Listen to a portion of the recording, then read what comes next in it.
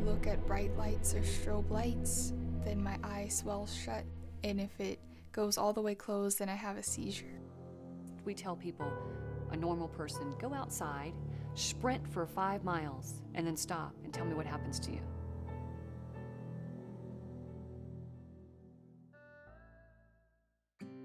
I'm Kenna Parker. I have epilepsy, and I have photosensitive eyes and ptosis of the eye.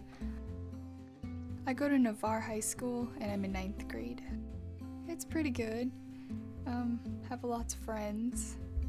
Well, Kenna was diagnosed with epilepsy when she was 10 and a half. Before that, she had several seizures that we weren't quite sure what they were. We didn't know they were epilepsy. She would be at school, and just the paper that she would look on the paper, trying to take a test, the words would start moving, and that's when we figured out something was wrong. My eyes would hurt, or I had a headache above my eye, but I thought it was normal for people to get that. My doctor was like, "Oh yeah, you have epilepsy."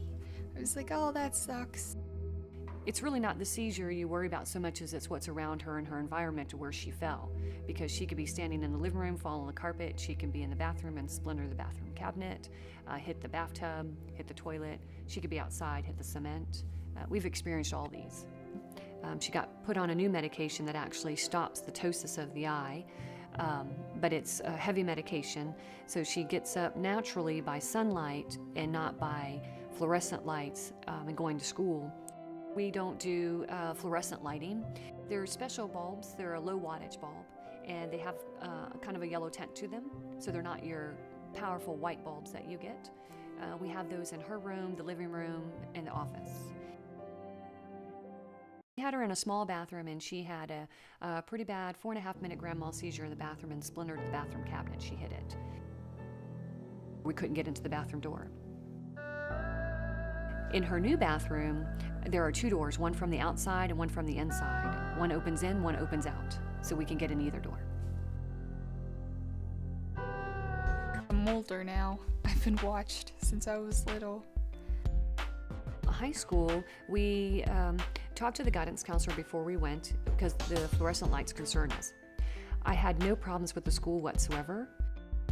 Some kids understand, and some kids are like, "Oh wow, you have seizures? That's cool." And I'm just like, that's not really cool. And then some freak out and they're like, "Oh, stay away from me." So it's like a variation. This would be finishing my 6th year at Navarre High School. Student body, they're pretty diverse as far as Kenna goes. Things for me, just being aware and just be cognizant to make her life easier. If you can't have fun while you're in here, then they're not going to want to be here at all. You know, Kenna she's a great kid, but you know, she doesn't act any different than any other student. Personality's not any different than any other normal high school student. Pick your grade, 9, 10, 11, or 12. Being able to cut on herself and let loose brings other people at ease. So she's able to joke around about it and say, "Well, if you see me on the floor, or it's okay, I'll be all right. You can laugh at me when it's all done." You have a kid that is 14, 15 years old and has suffered through the things that she's suffered through and able to come through it and be a great kid. And that's one of the things that you just want to admire for someone that's been able to overcome things, fight through them in battle. I just would like to tell people that it's very hard for teenagers who have epilepsy, not even just children or adults, but teenagers, because it's hard for them, especially when they're in high school, to figure out who they are to begin with. Their bodies are changing, they're growing up, they're becoming adults, and they have this stigma. It's very hard for them to make friends. I would just like to educate parents of teenagers who have epilepsy is to let them be themselves. Teach them to go out and learn to live with epilepsy and to tell people about it. Not be shy. Don't be closet epileptics.